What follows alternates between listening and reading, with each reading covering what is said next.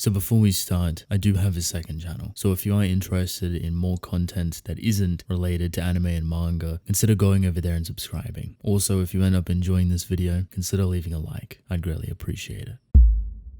So I thought I would do a nice, simple, easy video talking about Chainsaw Man for 2022 because we actually have quite a little bit of information to work with. It's a little bit crummy in the sense that it's not all too giving, but stuff that puts us a little bit more at ease in regards to the future of Chainsaw Man's kind of whole operation that is indicative to Chainsaw Man Part 2's manga and Chainsaw Man's anime. I also kind of want to reflect on the year without Chainsaw Man, considering it's been just about that length of time since the finale of Chainsaw Man's Part 1. Basically, kind of taking into consideration why this year-long gap has been so influential to Fujimoto's work and kind of more so well needed. So kind of a mixture of different things that I want to talk about, but I don't want to keep you waiting. The huge news that is very specific to Chainsaw Man is that we are 100% getting it next year. We don't know when exactly, but it is coming. But with that, let's begin.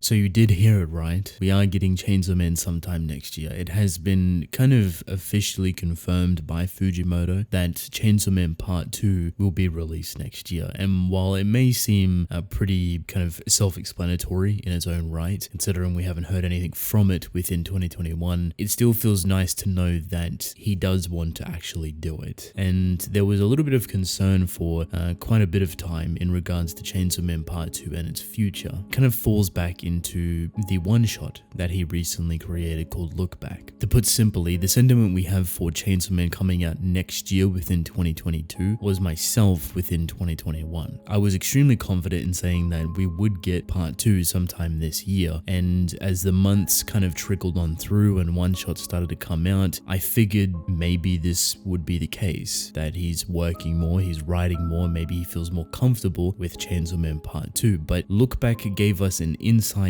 into more so Fujimoto's mindset, how he feels about writing in general, how he feels about the manga industry, and how he feels about his own self and his own works. And while it isn't a direct 100% telling of his kind of past or his history or who he is as an individual, it does give you a very kind of realistic showcase of why Chainsaw Man Part 2 has kind of been away from the public eye. It's very simply placed within Look Back as a different version of Chainsaw Man, being I think it's called Shark Man or something if I remember correctly. But what's important isn't more so how the series is portrayed, but more so how the character within Look Back feels about writing that story. That character is 100% a version of Tatsuki Fujimoto. It is a self-insert to an extent. It may not 100% be a self-insert, but in regards to the feelings towards manga creation and towards this very big publication work that they are currently working on, which at the time was Chainsaw Man Part 2, you can see the utmost stress and anxiety and the spiraling out of control mindset that potentially comes with it. There's a lot of hurdles, to put simply, a lot of difficulties, and it seems that Chainsaw Man Part 2 might have been up in the air for quite a bit on whether it wanted to be a continuation or not. This sounds really odd when you frame it like this, because the ending of Chainsaw Man is indicative to a Part 2. They've already kind of announced it, but if the author is not feeling that they want to continue doing a Part 2, as much as it would be disappointing for ourselves as readers, people that are big fans and enjoyers of Chainsaw Man's world and universe and its characters, you wouldn't want Fujimoto to do something that he's uncomfortable with, that he doesn't have any sort of passion for anymore, or any sort of love or enjoyment. And ever since the one-shot Look Back and the interpretation of Fujimoto that's within it in regards to his feelings, this picture starts to paint itself a lot more clearly, that maybe at some point within 2021 the opportunity to drop or completely stop working on Chainsaw Man Part 2 was a thing, and the only way to kind of reclaim or salvage any sort of value towards his own work and wanting to continue it potentially is to take a massive break away from it and to explore different avenues. A lot of us were pretty sure or confident, like myself, that we would get Part 2 this year. It has been non-existent for over a year now, and we still don't know know where within 2022 it's actually going to release. I would say just kind of throwing out a date out there, sometime around early to mid of the year would be a pretty good time for it, but honestly it could be anywhere. It is entirely up to Fujimoto in that respect. But what does this all mean though?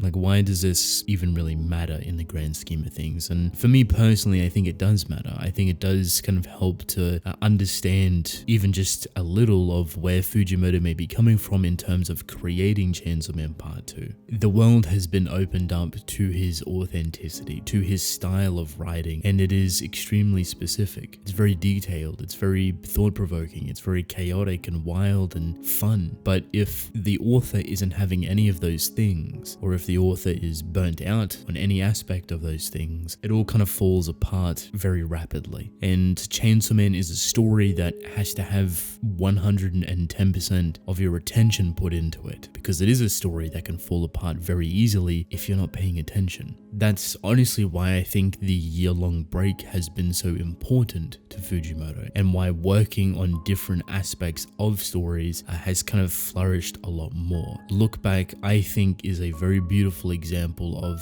Fujimoto kind of expressing all of his feelings at the time within a singular one-shot, and that one-shot kind of shook the world a little bit. It was surprising. Even though all of this finesse and all of this beautiful, traumatic, emotional writing is within Chainsaw Man, just layered over by a lot of different things, it showed people a different side of Fujimoto. People that might only read his work for the chaotic wild ride that it is, now has his work look back to view and experience and to kind of take in the genius of his writing. For some it may be super simple or may not be anything at all, which is perfectly fine, it's entirely up to you, but to see other authors come out and support Fujimoto and to recognize and understand exactly what Look Back is and what Fujimoto is potentially going through is extremely heartwarming, especially someone like Ino Asano, who is considered a prodigy, a legend within Japan in regards to his manga. Specifically, one of my personal favorites, Oyasumi Punpun, for him to speak so highly and passionately about Look Back and Tatsuki Fujimoto was such an incredible thing to see. That's a massive accomplishment. This is one of the most recognized and well-established authors that portrays emotion in some of the most deepest, darkest, and authentic and realist ways possible, complementing a work that feels real and authentic.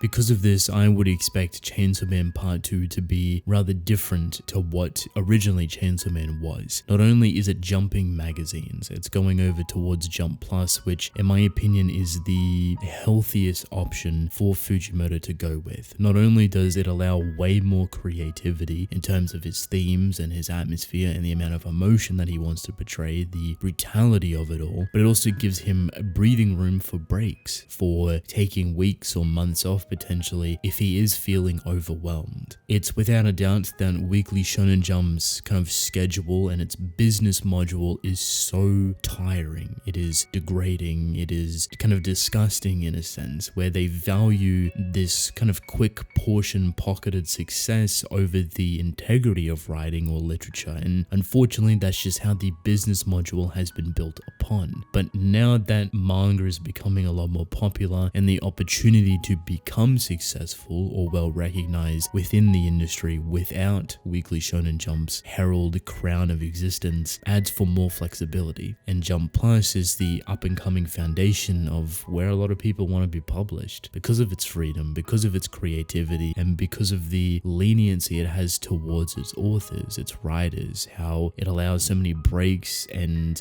time for these people to heal, to reflect, to enjoy their life and not to burn themselves out constantly week to week. I should clarify, this isn't meant to be a who is better situation. I'm not trying to compare Weekly Shonen Jump or Jump Plus, but I do think the toll that working on a weekly series is very, very massive, and it affects authors in so many different ways that we can't even imagine. I can only assume that something like this has happened with Tatsuki Fujimoto, considering this is his first work within that magazine specifically, and a highly praised one at that. Fire Punch was also a weekly, I believe, but not within Weekly Shonen Jump. From my knowledge, there was a lot more freedom to be had there. in short, I would expect a different feeling in regards to Chainsaw Man Part 2, a different vibe or atmosphere, one that's familiar, but one that may be a little bit more intense, a little bit more flavor interwoven within it, a little bit more authenticity, now that he has been provided with a level of freedom that maybe the Weekly Shonen Jump just can't provide. So I think I've definitely rambled on a little bit too much about this situation, but obviously I'm very interested to see